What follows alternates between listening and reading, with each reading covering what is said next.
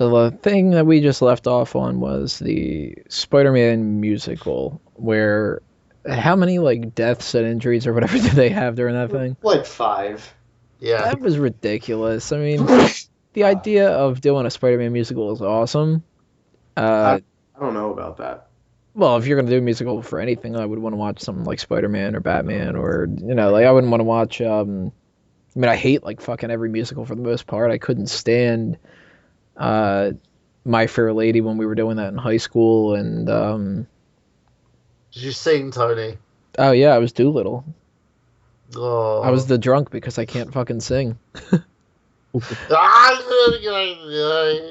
I can tell you some horror stories about how stupid that was at another time, but I like the idea of it. I mean, they've done Lord of the Rings, and that was supposedly really successful, and The Lion King was really successful, and everything like that. Even before they closed it down. What happened? Lord of the Rings, the musical was only successful. It wasn't successful. It broke even, and then they really? closed. Yeah. I thought that it was like, well, they were like apparently near millions upon millions over budget. It was ridiculous. And that was before the movies came out. Well, the same thing happened with Spider-Man: Turn Off the Dark. I mean, I had to Wikipedia this thing because honestly, I didn't look too much into it when I heard there was a musical of it.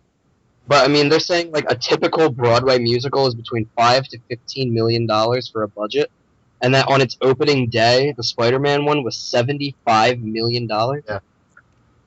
I mean, how do you expect to even break even with that price tag? Especially if you keep needing to hire new people because you keep screwing them up and breaking their legs and everything. And insurance, yeah, as well. Right. I think the biggest mistake they made was hiring Bono and The Edge to do the music. Well, how much? That's probably something that we can't figure out just by Wikipedia and stuff. But I wonder how much of that budget actually went to them. They're so fucking overrated. They're probably like 15 mil a piece. Probably like 30 mil of that budget went to those two. Yeah. Insert Peter doing the fucking dance from Spider-Man 3. That's the goal, to save the environment, even though we don't do anything about it. There's poor people in other countries, you know. It's flat. Anyway. Uno dos tres quatorce. Enough about Bono being a twat. Let's talk about the musical a bit more. But yeah, no, the thing about it is that musical will not make its budget back. It won't be successful in terms of profit. Probably until like 10 years from now. That's how long it would have to be open for.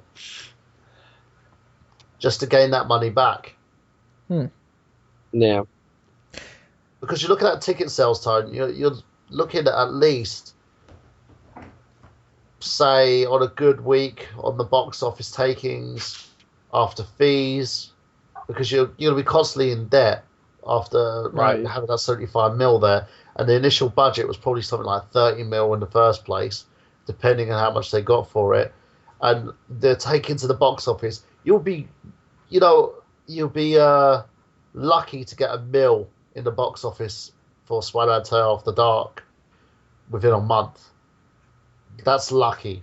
Well, I mean, it's a good idea. They just fucked it all up in the execution.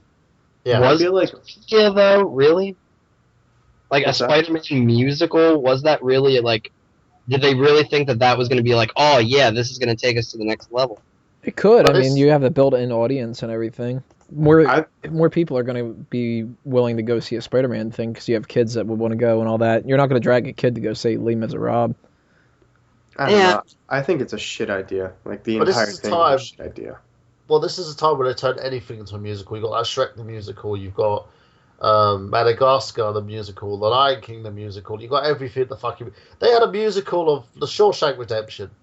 Really? Yeah. Oh my god, I would so fucking see that. I'm not even fucking kidding. I kind of want to see this now. For about 4 weeks or something like that, but they closed it down. Fuck. But I don't know if it's over on your side on the pond on Broadway, but they had it. I want to see a musical of the rape scene. We are going to make you sore in the ass. That's we're gonna make you sore in the ass. The sisters. You got a pretty mouth. So let's get back to Spider-Man, because now we're just getting horrible here. What other Spider-Man topics can we bullshit about?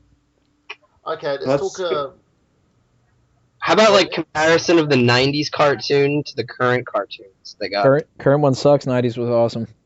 Oh my god, the Ultimate Spider-Man is horrible. It's for the ADD generation. It doesn't stay on fucking any sort of... Well, I mean, it does stay on a path, but it's like... It's Spider-Man jumping from fucking, like, all these pop culture, like, little inside jokes that, like, only children would get these days. Yeah. And it's like, oh, fucking... I have a motorcycle that fucking climbs on walls and shit. Why? Well, didn't he have that in the comics too? Yeah, he did. He got his license and ended up getting like a spider car and stuff like that as well. Because Spider-Man needs a car just as much as Superman needed that fucking flying car with the tentacles. It's like I say, every time I go into Toys R Us looking for something for myself, I mean, my nephews, like I see these toys, I'm like, why does Iron Man need another jetpack? Why does Spider-Man need a car? Why does, you know what I mean? Like, why does the Flash need fucking rollerblades? I don't get it. For marketing purposes. Flash needs to make some money off on the side. But that's the thing as well. They do this to make these new toys and gadgets and stuff. And then suddenly, like, for instance, The Dark Knight Rises, they've got Toy line out for The Dark Knight Rises. What small child or what bad parent would take their child to go watch The Dark Knight Rises? You mean there's an action figure of the little kid that dies in the football scene? There's an action figure of bloody Batman in the Bat Cycle for The Dark Knight Rises and Bane and, oh, look how Batman destroys Bane. Batman, Dark Knight Rises. Buy toys now. Maybe on Toys R Us. My 3-year-old nephew has seen it. There's an action figure of Batman being crippled where if you lean it off to the side a little bit, he just falls immediately down. But that's the thing, Nick, that's your nephew, right? I don't think his parents would willingly let him watch that movie. They were the ones that showed it to him. Oh, God. What is wrong with it? I don't understand what's wrong with it.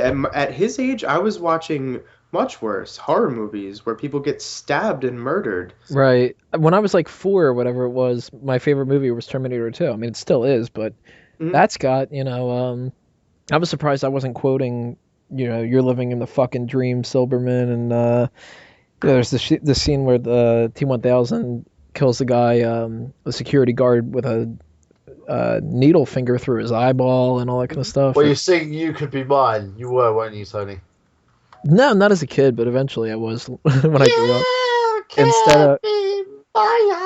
Instead, I was pointing out how Budnick out of nowhere just goes bow in the middle of it.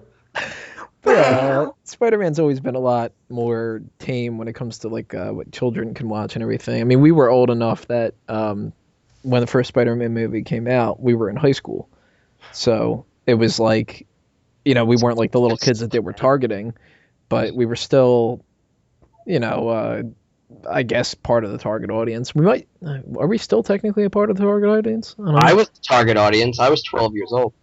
Yeah, see, there you go. And I mean, like, the Spider-Man movies are... I feel so fucking old right now. How old are you? I'm 30. We'll be 31 on Friday. Oh, wow. I just turned 23. Bastard.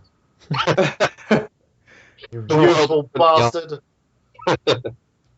But that's kind of one of those things, like, you can't do... Especially, you can push the limits of Batman. You can have somebody like the Joker. But you're not going to do a Spider-Man movie with Carnage. Or at least you're not going to do it where they're going to do it right. They're going to do some crappy version of it where like the cartoon where he sucked people's life force and all that other kind of stuff. And it was like, go balls to the wall, NC-17 Carnage Spider-Man movie. That would be sweet, but impossible to do. Right. I didn't really mind the Ultimate version of Carnage, where it wasn't actually a person in a symbiote suit. It was just like this, like, it was like Blood sort of monster. what? Blood monster. Yeah, it was like this, just like it was a symbiote, but it didn't attach itself to anybody. It just like sucked people dry, and they left them Oh, that was in mummified. the Ultimate Comics, wasn't it? Yeah, and that's how Gwen Stacy died. Well, yeah, that's not a symbiote then. That's just a parasite. Well, yeah. I mean, it looks like just like the Venom suit when it's not attached to anybody. Yeah. I like Cletus Cassidy though. Yeah. Oh, yeah. Me too. I love I do, psychopaths. I love murderers. He's Real the one. first type of psychopath that they had in the Spider-Man universe, because most of the guys that they had were like, "Oh, we're doing this for a purpose." Cassidy would just kill everybody For no reason. Yeah, he wouldn't give a fuck, and that's what made him so. Just think about this: a guy who made Spider-Man and Venom team up to face him must be a badass motherfucker. Does anybody want to sing the Maximum Carnage theme? Maybe we can start the podcast off with that. Right. Fanboys Anonymous theme. But that's the what other thing. stuff can we talk about? Okay, what about games? Spider-Man in the game industry. I haven't been happy with any of the video games they've been putting out lately. You're kidding me. What about, like, what was fucking, like, Web of Shadows? Fuck that game. Actually, no. Not fuck that game. Fuck the game after that. Web of Shattered Shadows. Memories. Web of Shadows was goddamn amazing. It was. Yeah, I love that. It was supposed to be the sequel to Ultimate Spider-Man, which was probably the best one. I think, in my opinion, the Spider-Man games that were the best, like from best to worst, I probably won't name all of them because they get pretty shitty. Ultimate Spider-Man, Web of Shadows, Spider-Man 2, the new one, the Amazing Spider-Man, which actually wasn't very bad. It was like a sequel to the movie, and like the lizard was in it, and it had to deal with a lot of the cross species fucking geneticists with like. That's where they introduced a lot of the villains that you see in the Spider-Man universe, like Scorpion's in it, and like Vermin, and even Rhino's in it. And I think that's a really good way to, because I mean they're going the realistic route, like how the movie went. And you know what? Another thing about the movie is, and they played it in the trailers, and it's in the deleted scenes in the DVD and Blu-ray special features. There's more to Peter Parker and how he got his powers, and there's like, because the Indian guy says, like, do you have any idea what you really are? Like, Yeah. his father did something to either the spiders or like to Peter, or there's something special about Peter and how he got his powers. There's got to be something special to Peter, otherwise anybody could have been Spider-Man from the Spider-Man. Right. I'm thinking it's more along the lines of Peter has the same genetics as Richard, and they did some kind of a thing where Richard is like they bred the spiders with Richard's blood to give an immunity or something like that. Yeah. Yeah, And there's it's just like something- he's got the genetics enough that it didn't kill him or something like that. Well, didn't they also say, though, in the trailer, like, they said, do you even know what you really are? Mm-hmm. So, like, it's almost like they were breeding Peter to be something, or, like, allowing him to be a host for something. Mm-hmm. And I think Man Spider. you could even try to tie in the symbiote to that. If you don't want to make it an alien or anything, you could say, like, they were trying to create something like that. Well, And- yeah, in the Ultimate series, the Venom symbiote was the cure for cancer. Right. It was Richard Parker and Eddie Brock's dad who made it. And Ben Reilly. There's a lab's assistant named Ben Reilly, Mm-hmm. who ends up being the first victim of the symbiote. Mm-hmm. Mm-hmm. Well, I lost track a little bit of how much time we have on this part, but I'm going to break it up anyway, and we're going to get to part 5 and probably kind of round it out, because I think we're past the hour point, and we don't want this to go too long, or else people won't want to listen anymore. But we're going to save all the rest of our topics for the next section, which should be the last, and we'll see you there.